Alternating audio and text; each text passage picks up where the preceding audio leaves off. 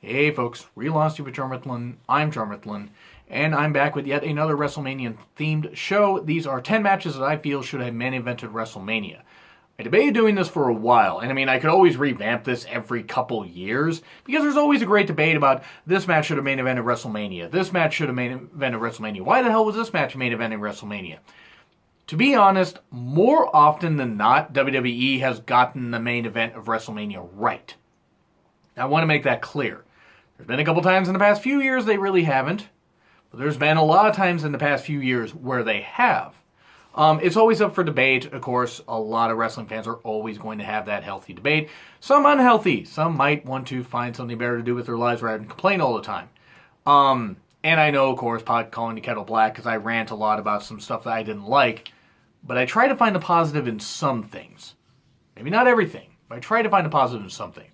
The whole point of this list, though, there are some matches, now mind you, the criteria is this has to be a match, whatever match I replace, the main event with, has to be a match that took place on the actual card. No fancy booking of should have been Goldberg versus CM Punk, or should have been CM Punk and Hulk Hogan, or Austin and Hogan, or something like that instead. I could always do 10 matches that should have happened at WrestleMania that didn't, that never did, but it has to be a match that was on the actual card as to why, as to the reason as to why I would include it on here. No fantasy booking, no crazy stuff like that. So now here we go with the list. Number 10, Randy Savage versus The Ultimate Warrior at WrestleMania 7. It was a retirement match. It would have, I get why Hogan and Slaughter was the main event. It was for the title. But there was more emotion packed in with Savage and Warrior, especially with that reunion of Elizabeth and Savage at the end. Savage finally turning to the light and seeing that his wife Elizabeth truly loved him and truly stuck by his side all that time, even as he kicked her to the side after, about a couple years ago. Of course, their relationship was actually getting rocky at that point, and especially by the following Mania, it was pretty much done, which is unfortunate, but that does not apply to this match. It just had a lot of emotional punch. The thing is, though, is it would have knocked the WWE title to the mid-card, and Hogan would have not allowed that to happen. Hogan wanted to work with Slaughter, and Hogan had to have the main event. He had to be in the main event because he was Hulk Hogan, and he just felt that that's the way he had to do it, brother. That was a terrible Hogan impression. I would make the argument, though, Savage and Warrior should have been the main event. It was a really good emotional match, and it had a lot of high stakes. Stakes, yummy. Still, I get why Hogan and Slaughter was the main event. This could have been the main event, and I don't think anybody would have argued with it. Now we go to number 9. CM Punk versus Undertaker at Mania 29. You can have your Punk should have been in the WWE title program arguments, and I'm not going to disagree with those. But Cena and Rock should have not been the main event. I get why, because they lied to us about once in a lifetime, but this should have been, Punk versus Taker would have actually been a better main event. It would have been a better main event because it was a better story. The CM Punk Cena thing just felt so rehashed, and just whether they had good promos against each other or whatever, it was repeat territory, and you can't capture that magic again. And also, neither Rock or Cena match was really all that good. Mania 28 was better because of the electric atmosphere from the most electrifying man in sports entertainment. And from Cena, of course, playing his part too and helping carry Rock, who had not been in the ring competitively that much, sans one match, in 8 years. Punk vs. Taker would have had a great finish. Punk would have gotten the main event slot that he wanted, and possibly wouldn't have left the company. He probably would have still left the company, but whatever. But Mania 29 was pretty much a mess anyway, so Punk versus Taker main eventing, I wouldn't have been opposed to that. It should have been Fandango versus Jericho. Kidding. Number 8, Taker versus Shane at Mania 32. Triple H versus Roman Reigns should have not been the main event, just simply because no one wanted to see it. But if you're going to put a match from that card as the main event, that's the Taker versus Shane's the only one you could have put up there. Could make the argument for Charlotte versus Sasha versus Becky to go on last, since it did help bring back the women's title instead of the Divas title. But the stakes were high. Again, stakes. And that dive by Shane, even with the airbag underneath the table, we didn't want Shane to die. Let's take precautions. And Michael Cole, for the love of mankind, Cole, fucking idiot. I mean, not the fact that he decided that he was reading from a script. Let's read from a script on camera. You can't remember one fucking line while that's happening if you know the spot's coming. I mean, shit, I know he's got a 70-year-old, crazy multimillionaire yelling in his ears, but Jesus. Anyway, Taker versus Shane could have been the main event, and I don't think anybody would have argued. At least with Taker being in the main event. Now, Shane, that's another story. Don't get me wrong, this is probably the one that never would have happened. And I get why Reigns versus Triple H was in the main event. They were trying to get Reigns over. Didn't work. But at least with Taker and Shane, they had big, it had a big fight feel to it. It went on a bit too long. Could have probably gone about 21 to 22 minutes instead of 30. But it did have a big feel to it. And with that Mania, when that Mania was a hot goddamn mess, that or the women's match could have been the main event. Number 7, Flair versus Shawn at Mania 24. As much as I love Edge versus Taker as the main event, and that was a great main event. Fantastic main event. Edge had arrived years ago, but Edge really did well and almost had the streak beaten, and then, of course, second spear, and then got caught in the Hell's Gate. Great fucking finish. Great feud that Edge and Taker had, by the way. But Flair's final match should have been last. That should have been last. You could have had Taker and Edge, maybe, third match from the top, and nobody would have argued. But Flair retiring, being the final image of Flair leaving and getting the adulation from the crowd and everything, and having this moment of yes, it's sad, but also Flair was able to go out on top in the main event of WrestleMania, which he was never able to be. He was never able to be in the main event of WrestleMania, except in the corner of Triple H versus Batista. At least I think he would. The match is a little messy to me.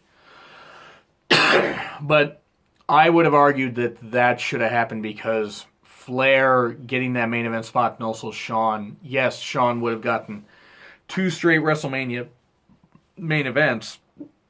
But no, I don't think anybody would have argued with Flair getting that. Even at that diminished condition that he was. 58, 59 years old. His final WWE match should have got the main event slot. And number 6, Triple H versus Taker at Mania 27. 1, Miz versus Cena was not very good. That's not really the fault of Miz, not really the fault of Cena. It's not even really the fault of The Rock. It's the fault of creative. Because they didn't make it about the title. Miz was third wheel. And to be fair, look, Miz being in the main event of WrestleMania was great. I never thought I would see it happen. But kudos to him, and he has worked incredibly hard before and since then to be one of the most over heels that WWE has had in about the last 20 years.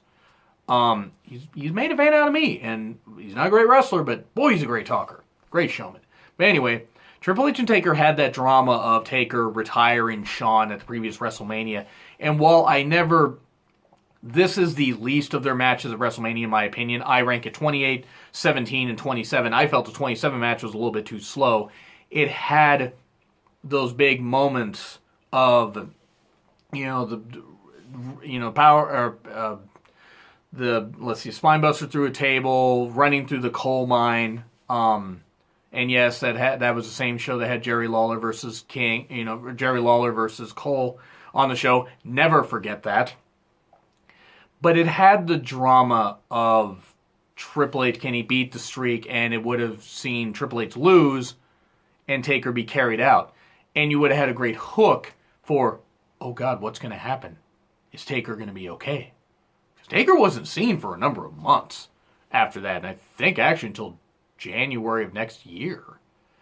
And then Triple H, of course, went on like nothing happened. That's what Triple H, the wrestler, fucking does. Still mad about the whole Booker T thing. Anyway, but I would make the argument that match with the drama and with the implications should have been the main event. Number 5, Shawn versus Diesel at Mania 11. 1, Lawrence Taylor should not have been anywhere near the main event. Nothing against Bam Bam Bigelow. Bam Bam Bigelow, talent-wise, worthy of being in the WrestleMania main event, but my God, this match was not the way to do it. And Diesel versus Shawn was the title It was for the title. It should have been on last. Why was it not on last? Because Vince likes celebrities. Mania, nothing would have saved Mania 11, but this might have lessened the blow a little bit. To have a title match close the show. That's just my opinion. I mean, Diesel winning, Shawn taking the worst powerbomb bump ever because Shawn's a prick. It was what it was. This should have still been the main event. Number 4, Bret versus Austin at Mania 13. I love Taker. I like Sid. That should have not been the main event. It was supposed to be Shawn versus Bret, but that didn't happen. Bret versus Austin should have been the main event. And the reason it should have been the main event is because that had the biggest drama to it. Taker tried with Sid, but I mean, and him and Sid just did not have very good chemistry because it was a really thrown together match. And just not really much of anything to it. It was just sloppy and whatever. Bret versus Austin, though, had the great drama of turning Bret bad and turning Austin good. And Shamrock playing his role perfectly, being the special guest referee, and doing great things in the whole thing. Steve, if you do not, answer me, I will stop the match. And he stopped the match because Bret managed to slap on the sharpshooter again, or keep the sharpshooter on. And Austin, even though the powering out in that great moment is just the blood on his face, I'm getting goosebumps just thinking about it. And Austin almost breaking it, but then passing out rather than tapping out from the pain. He passed out, and that was a great moment. And that was wonderful. And that should have been the main event. Mania 13 was a really sloppy match, or really sloppy card, with the exception of like a couple matches. There were a couple good matches actually, but the card itself it felt very, very thrown together. In part because of Shawn, and there were a couple other things. But anyway, that should have been the main event because Bret versus Austin. One, it would have lessened fans' apathy for this. It just would have probably been better in hindsight. Number 3, Taker versus Shawn at WrestleMania 25. I want you to watch that match, and I want you to watch Triple H versus Orton in the main event, and I want you to tell me that Triple H versus Orton was a better match and worthy of being in the main event. Then I want you to tell me where you live, because I'm going to come to your house and to call you a liar. It's your opinion. I'm just kidding, but I wouldn't actually do that. I wouldn't actually come to your house because I have no reason to travel. But Taker versus Shawn should have been the main event.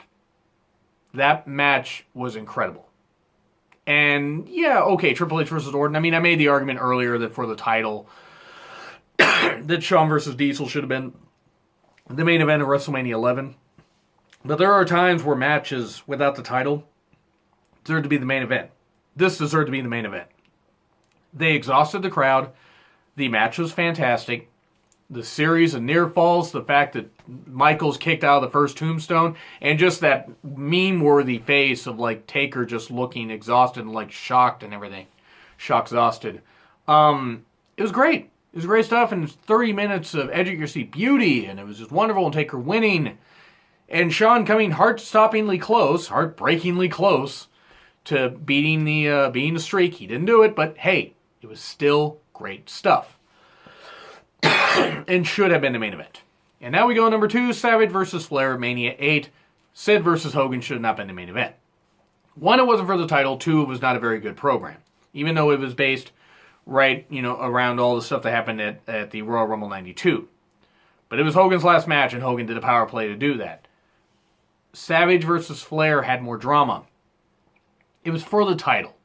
That right there is what bothered me most about Savage's second run with the championship. He won it here, and he should, I think he did this, and they only had like 4 pay-per-views that year anyway, and he defended it successfully against the Warrior, retained it, even though he got counted out, but then lost it to Flair right afterwards, and then was right back to the mid-card. Part of that was because Savage partly wanted to do commentary, but also, and also wear and tear on his body. But also, just looking at Savage and Flair, the pacing, the great action and everything, this should have been the main event. Why this wasn't the main event is mind-blowing to me, and I'm being a little loud, and I apologize. But this should have been the main event. Great drama and everything. And number one, come on, you know what it is. It was clearly right to censor Taz and APA versus in that 6-man tag that should have been the main event of 17. Kidding. Rock versus Hogan at Mania 18. My God. I mean, one, the crowd was absolutely exhausted. Now, feelings about Hogan aside, magic was captured that night. Rock went with the whole thing that Hogan was being cheered and said, nah, fuck it, I'm just going to play heel. Because it was perfect. He should have done that. And he did, and it was great. And the crowd ate everything up that Hogan was doing. Everything. This was the magic of Hulk Hogan, whether people like or dislike him, and I have my own opinions on him. That was magic that night. It was wonderful. It was well done. It was fantastic stuff. And it should have been the main event because Triple H versus Jericho just wasn't the match that it should have been. And part of that could have been from an exhausted crowd. Part of that could have been from an extended WrestleMania. But also, Hogan and Rock just should have been the main event. And I bet you if it was Hogan versus Austin, it would have been the main event. But that aside, it was just great. The crowd interaction. Sure, the in-ring action wasn't that great because Hogan too fucking old. But my God. Imagine if this was the main event and the last image is Rock and Hogan doing the posing to close the show. Would have been great stuff. It really would have been. It's wonderful stuff. So those are my opinions on the matches that should have main evented WrestleMania. What are some of your opinions? Do you agree with my rankings? Do you think that there are some I left off? Let me know in the comments. Like, share, subscribe also. It's been Real Honesty with John Ritlin. I'm John Ritlin, and I will see you soon.